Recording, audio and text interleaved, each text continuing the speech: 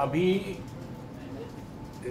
जिस विषय पे हम बात करेंगे, मैं चाहूँगा कि आप भी सवाल पूछें काफ़ी कुछ, क्योंकि ये सब्जेक्ट अभी कभी भी मीडिया में अभी आप देखेंगे जो भी कुछ पढ़ाई लिखाई हुई है, ख़ासतौर से दो एक रिसर्च से जुड़ी संस्थाओं ने जो मीडिया के कंटेंट का एनालिसिस किया, उससे ये पता लगता है कि 3% जगह ही सिर्फ डेवलपमेंटल खबरों को मिल पाती है मुख्य धारा की मीडिया में। उसकी तुलना में अपराध की खबरें, पॉलिटिक्स की खबरें, बिजनेस की खबरें बहुत ज़्यादा हैं, और शायद ज़रूरत 3% को कम से कम 13% करने की है। 10% को और बढ़ना ही चाहिए और ज़्यादा बढ़ना चाहिए, क्योंकि मीडिया में जैसे ही हम बात करते हैं, हम सब लोग जब बात करेंगे, आप सबका इंटरव्यू जब हम करते हैं एडमिशन के समय, नौकरी के समय, तो ज़्यादातर लोग ये मानते हैं कि पत्रकारिता करना कहीं न कहीं समाज में जो सार्थक बदलाव करने की एक इच्छा है या दखल देने की इच्छा है कि गलत काम रुके और अच्छे की तरफ हम जाएं,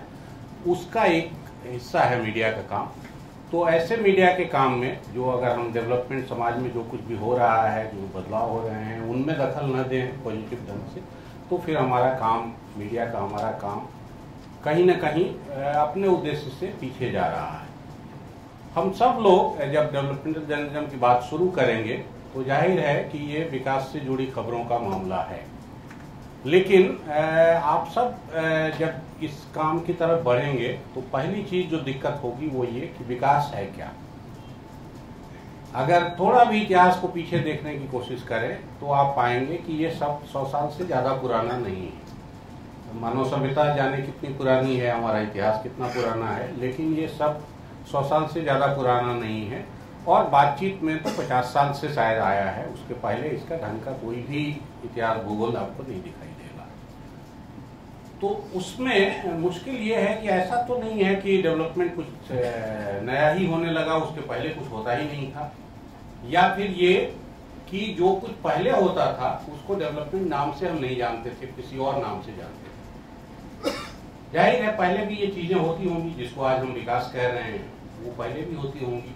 राजा महाराजा जो पुराने हैं, जो बड़े लोकप्रिय हुए, जिनको लोगों की के हितैषी माना जाता था काफी कुछ, हम सब अपने यहाँ शेरशाह सूरी का नाम लेते हैं। बड़ी बिल्डिंगें बनवाई, सारी जमीन की पैमाइश कराई, अकबर ने, शाहजहां ने काफी सारे काम किए। और इस तरह एक दो राजा का नहीं, काफी सारे राजाओं का आप किस्सा देखेंगे। और सिर्फ राजाओं का मामला नहीं है, अगर आप थोड़ा इतिहास भूगोल अपने आसपास का भी देखना शुरू करेंगे तो पाएंगे कि जो दुकानदार, बनिया एक एक पैसे की कंजूसी जीवन भर करता था, वो भी आखिर में अपना सारा जीवन की जितनी कमाई है, सारी कमाई उसने निकाली और एक कुआं बनवा दिया, एक पौड़ी बनवा दिया, एक तालाब खुदवा दिया, एक मंदिर बनवा दिया।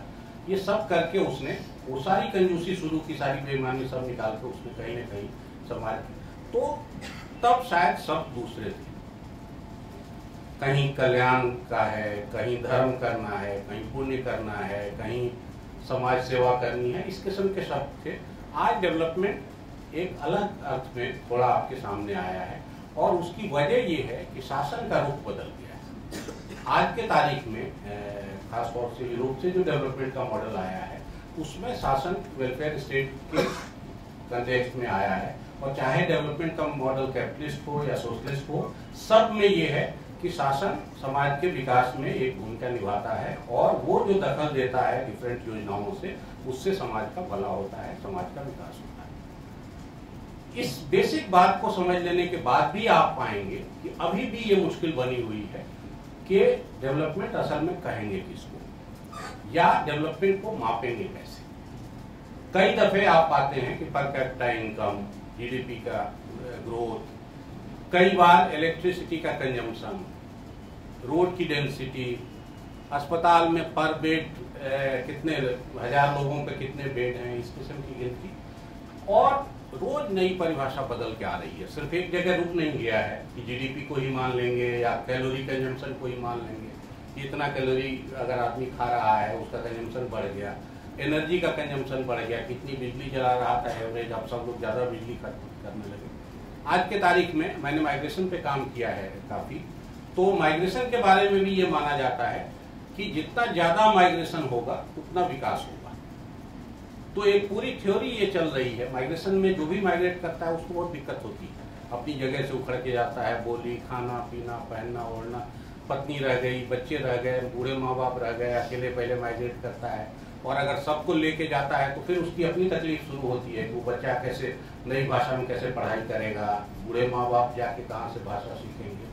तो ये सब देखते सह के भी अगर वो माइग्रेट करता है तो उसको भी डेवलपमेंट का एक हिस्सा माना जाता है। और ये माना जाता है कि जितना ज़्यादा डेवलपमेंट करेंगे, जितना ज़्यादा माइग्रेशन होगा उतना ही ज़्यादा डेवलपमेंट। तो अभी भी हम पाएंगे कि कोई एक फॉर्मूला नहीं है, कोई एक परिभाषा नहीं है जिससे हम डेवलपमेंट को परिभाषित कर लें कि यही डेवलपमेंट हो गया और आपने ये कर दिया, इसका मतलब आपने डेवलपमेंट का काम कर दिया। कई दफे जैसे हम अभी पा रहे हैं अपने ग्लोबलाइजेशन के दौर में कि इकोनॉमिक ग्रोथ हमारे यहाँ बहुत बढ़िया हुआ है।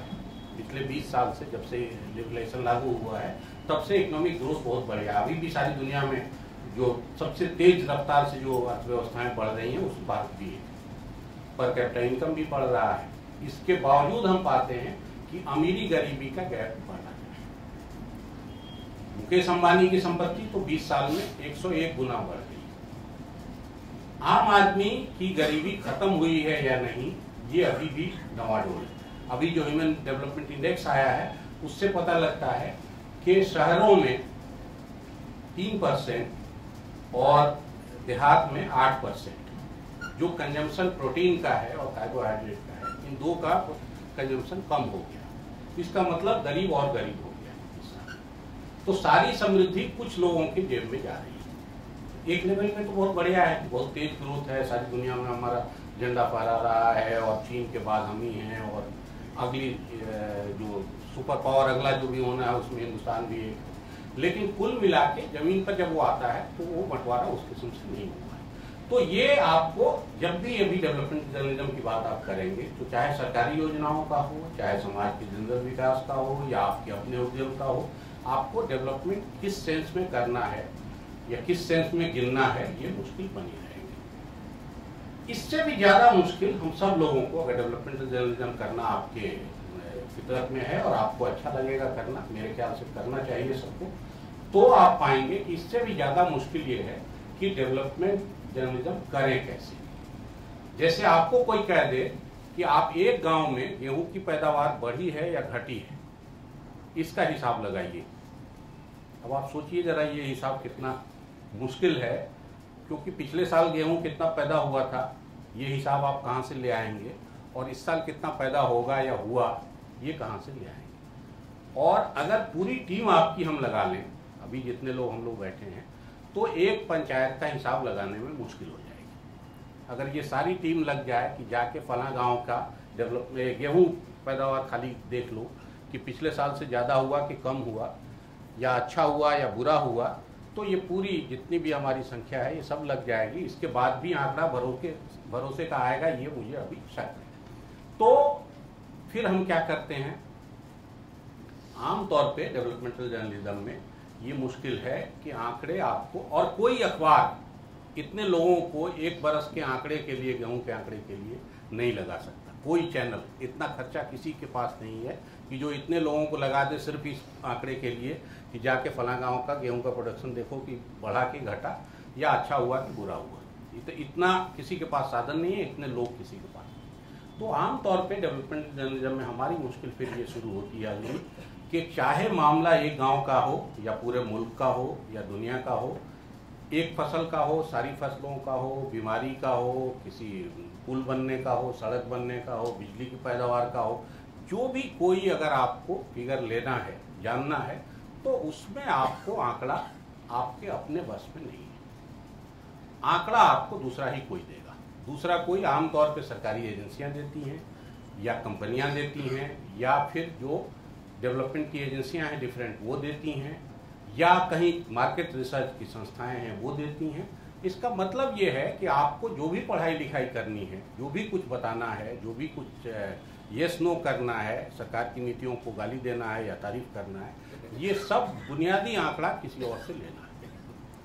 इसीलिए कई बार डेवलपमेंटल जर्नलिज्म को ये कहा जाता है कि ये पीआर जर्नलिज्म, पब्लिक रिलेशन अफसर जो सरकार के हैं, कंपनियों के हैं, एजेंसियों के हैं, वो जो भी कुछ आपको बताते हैं आपको वही जर्नलिज्म करना है। वो कहेंगे कि इस साल, सरकार कहेगी कि इस साल गेहूं की फसल अच्छी हो गई, तो आप डुगडुगी बजाइए कि गेहूं अच्छी हो गई। फसल, और अगर वो कहे कि इस साल खराब हो गई तो आप कहिए खराब हो गई, क्योंकि आपके पास दूसरा कोई विकल्प नहीं है कि आप जल्दी उस आंकड़े को काट सकें। तो ये एक बड़ी मुश्किल है। लेकिन इस मुश्किल में अच्छी बात यह है कि आपको ये सुविधा तब भी रहती है कि जो आंकड़े आए उनको ठीक से देखें, और अगर ये समझ आपको है कि आंकड़ों को एनालिसिस कैसे करें, जैसे एक हांडी में भात बन रहा हो तो 4 दाना निकाल के आप अंदाजा लगा लेते हैं कि चावल पक गया या नहीं पका, खराब हो गया, अच्छा हुआ, वैसे ही आप डेवलपमेंट के आंकड़ों को थोड़ा कुछ टेस्ट करके पता कर सकते हैं कि ये आंकड़े सही हैं कि नहीं हैं। और दूसरा ये है कि अगर उन आंकड़ों को आप ठीक से पढ़ेंगे तो आपको खुद समझ में आने लगेगा कि कुछ तस्वीर, जैसे मान लीजिए 5 साल के आंकड़े अगर आप सरकारी देखेंगे तो आपको फिर ये समझने में दिक्कत नहीं होगी कि प्रोडक्शन बढ़ रहा है कि घट रहा है। अगर 5 साल को साथ देख लेंगे तो आपको ये समझ में आ जाएगा। जो लोग आपके यहाँ कॉमर्स पढ़ के आए होंगे वो ये जानते हैं कि जैसे ही आप किसी कंपनी का बैलेंस शीट देखते हैं तो उसमें 5-6 किस्म का मुनाफा होता है। हर किसी को हर मुनाफे से मतलब नहीं होता, लेकिन अगर खाली विज्ञापन पे जाएंगे तो विज्ञापन बनाने वाली एजेंसी आमतौर पे हर बार आपको सिर्फ वही चार्ट दिखाएगी जो चार्ट बहुत पॉजिटिव ग्रोथ दिखाएगा। Profit before tax, profit after tax, net profit, ये कोई भी आंकड़ा अगर आप एक उठाएंगे तो वो अक्सर बेईमानी वाला आंकड़ा ही उठा के आपको पेश करेगा। लेकिन अगर आप सारे प्रॉफिट पर नजर रखते हैं और सारी चीजों पर नजर रखेंगे तो आपको उसकी कमियां समझने में दिक्कत नहीं होगी। ऐसा नहीं है कि सीए की रिपोर्ट के बाद हर आदमी आंख मूंद के यही मान लेता है कि सब कुछ हरा ही हरा है। उसमें क्या कमी है ये आपको समझना है। तो एक तो कमी परखने का आपका तरीका ये है कि आप अपने अनुभव से देखिए कि छोटे लेवल पे क्या हुआ और उससे आंकड़े मेल खाते हैं या नहीं। आंकड़ों को थोड़ा आगे पीछे करके देखिए, कई साल के आंकड़े साथ रखिए, कई राज्यों के आंकड़े एक साथ रखिए। मान लीजिए अभी हम सब लोग मोदी कर रहे हैं कि मोदी का ग्रोथ बहुत बढ़िया है, पता लगा मायावती का ग्रोथ उससे ज्यादा बढ़िया है। अभी जो ह्यूमन डेवलपमेंट इंडेक्स आया है वो बताता है कि उत्तर प्रदेश का ग्रोथ उससे बेहतर है।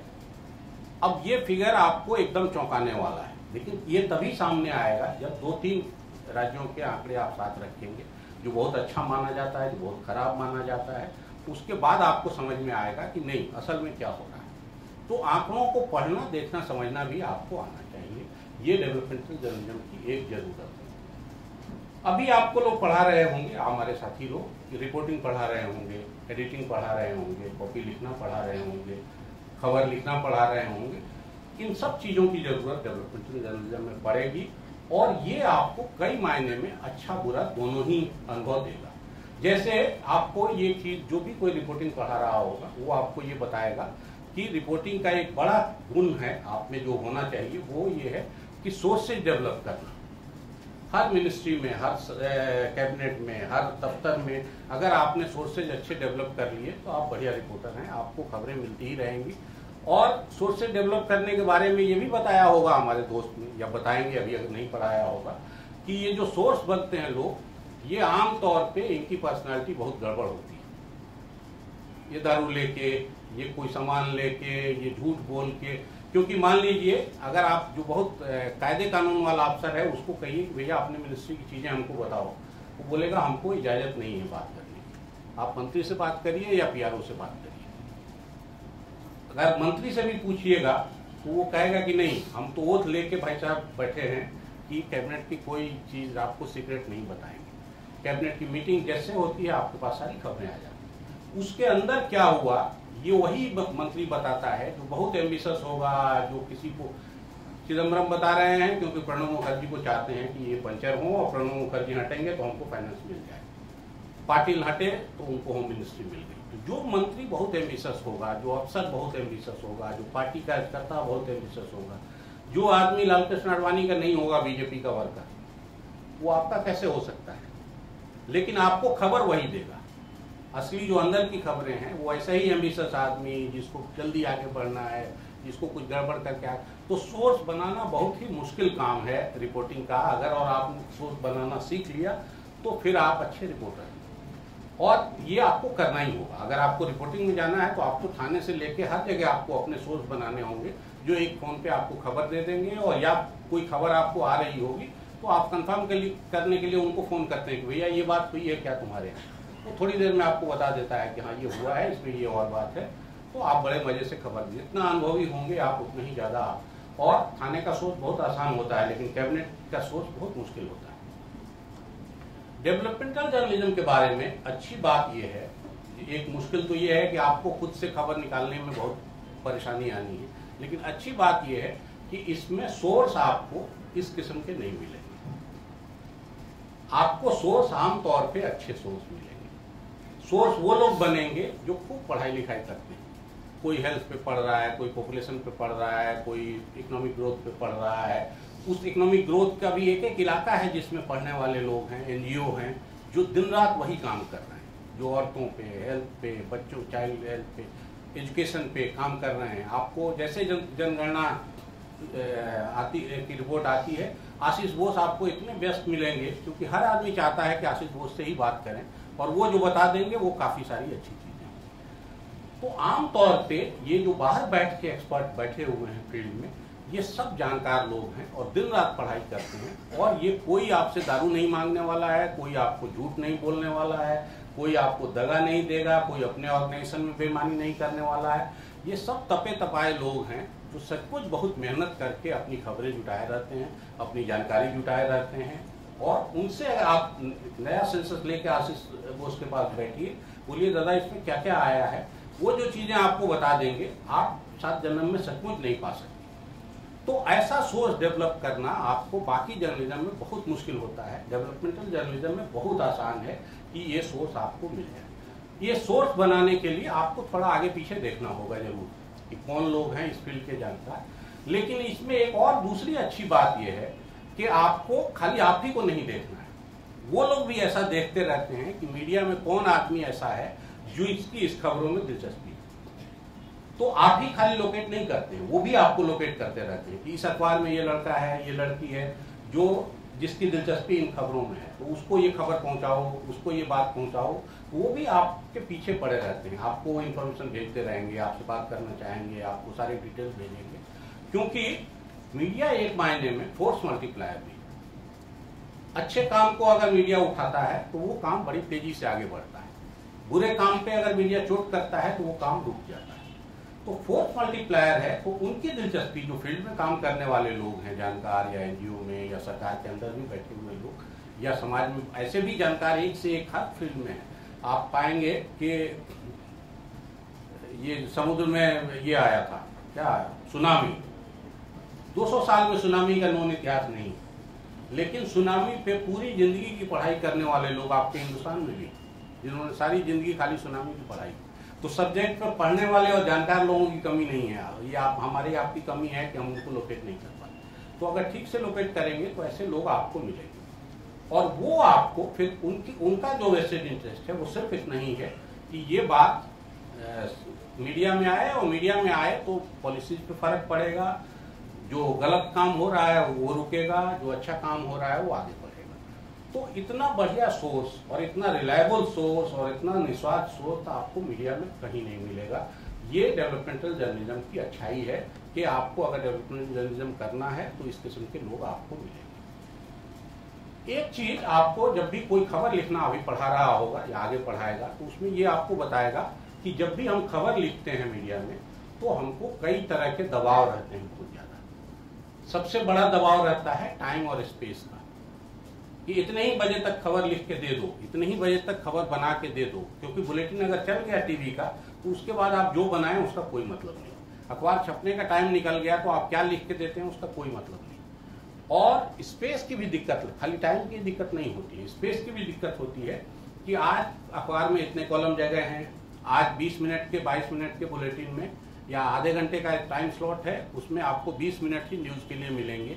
उसमें भी तय है कि इतने देर तक ये कुछ एंकर हेडलाइन पढ़ेगा, कुछ और क्या करेगा, वो जगह आपको इतना तय है। तो और जैसे जैसे बड़ा अवसर आता है या बड़ा मौका होता है कभी, तो आप पाएंगे कि विज्ञापन बढ़ता जाता है अखबार में भी और चैनल में। अखबारों में तो ये भी सुविधा है कि हम पन्ने बढ़ा लेते हैं, टीवी चैनलों में, रेडियो में ये गुंजाइश भी नहीं रहती कि आप टाइम को लंबा कर दें। तो उसमें एक ही गुंजाइश रहती है कि खबरें कम हो जाए।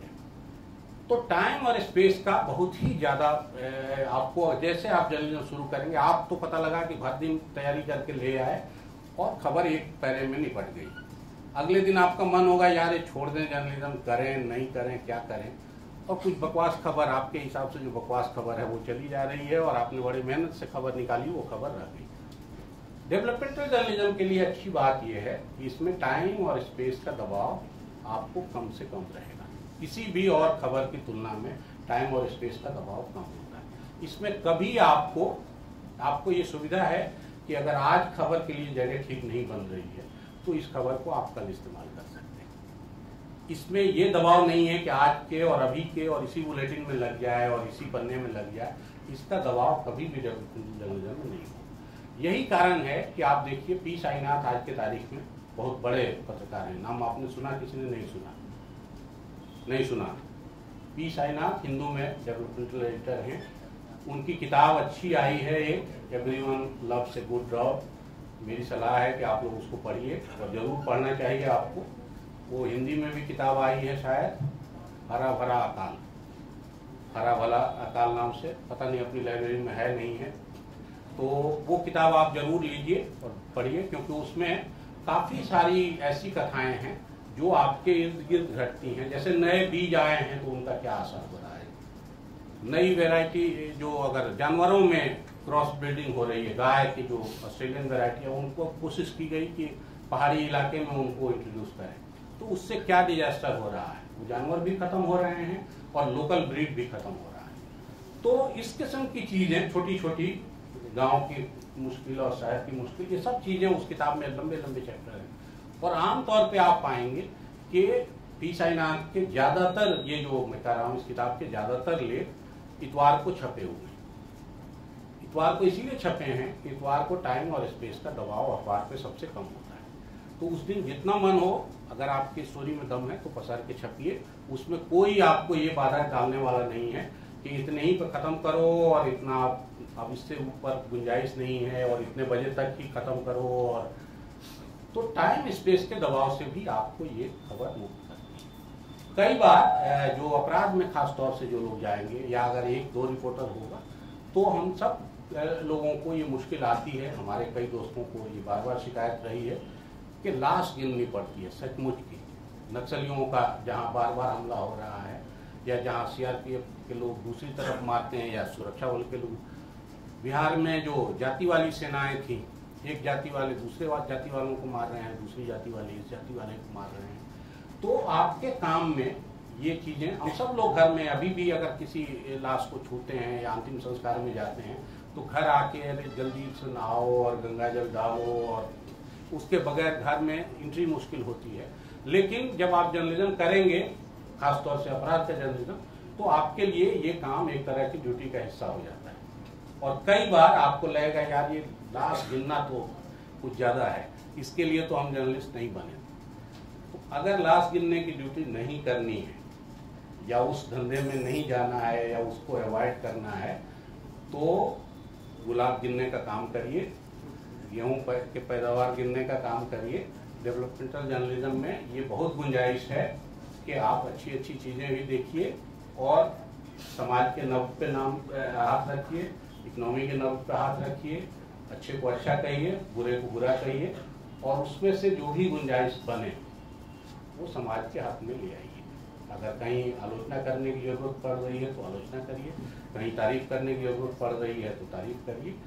लेकिन अगर आप बचाना चाहते हैं कि आपको मुश्किल जर्नलिज्म उस किस्म की नहीं करनी पड़े, या सिर्फ वही मुश्किल नहीं है, जर्नलिज्म करने निकलेंगे तो आपको पता लगेगा। जर्नलिज्म जैसे मान लीजिए हम सब लोग, आपको शायद और करना पड़ेगा, नहीं करना पड़ेगा भगवान जाने, अगर आपको फ्रंटियर पे रिपोर्टिंग करनी पड़े, फौज के साथ जाके रिपोर्टिंग करनी पड़े, तो हम उसको एक नाम ही देते हैं एम्बेडेड जर्नलिज्म।